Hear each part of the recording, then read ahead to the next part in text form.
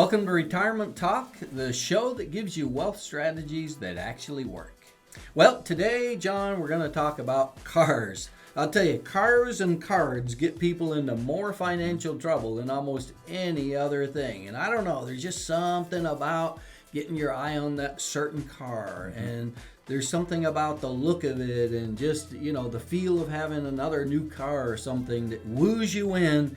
And oftentimes, it can be a big mistake because, we buy cars based on what it looks like and how sexy it is and all those other things and the color that it is instead of all the other things. And when you get to retirement, you really need your money to last and you need to make good quality decisions with that. And so thought it'd be a great topic to talk about the 7 top cars to drive in your retirement.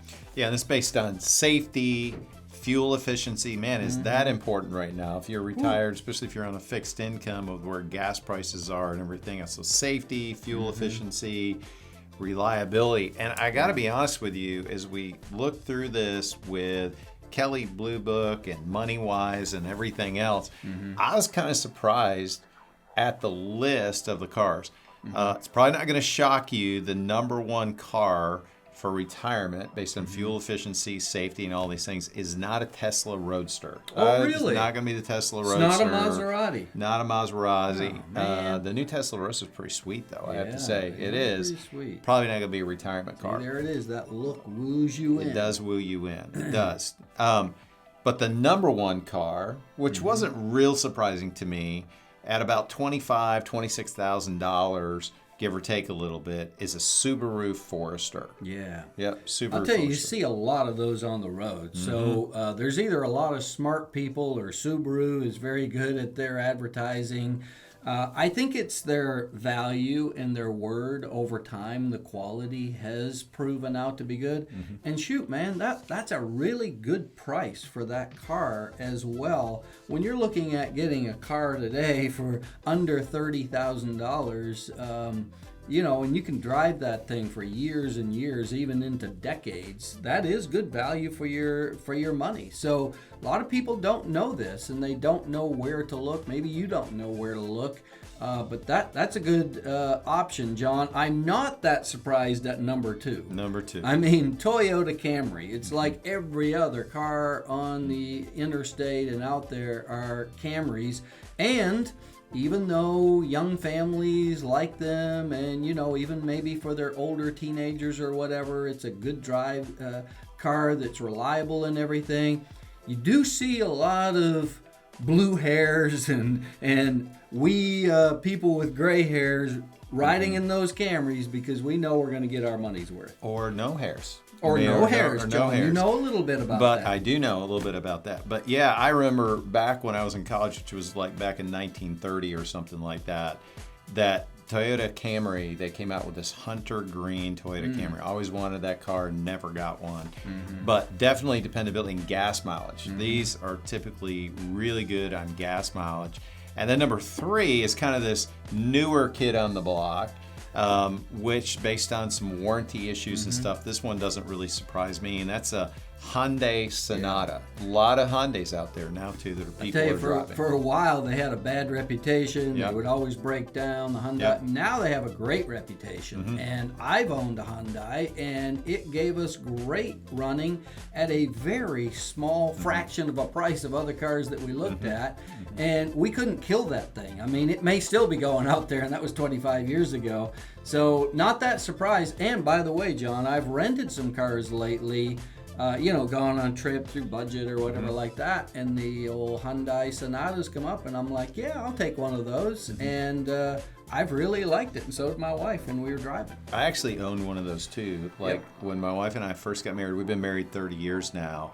We bought a Hyundai when they were not cool cars, and the seats were not real leather, and we carpooled and all that kind of stuff. I think you actually, and this has changed a lot, could have gotten out of the car and pushed it uphill faster than it would actually drive up a hill. Yeah. No power or anything. These have changed a lot. And then number 4, we're going to go back to the Subaru family. There you go. Which is a Subaru Legacy. And I think the Subaru has 2 in the top 7 here. Really, not just based on price point, you know, again, under $30,000. Gas mileage is really good, but dependability is really off the charts, and safety features Safety's with Subarus. great too. That's yeah. right. And That's you right. know, I do some marathon running, and you know, try to do triathlons and that kind of thing.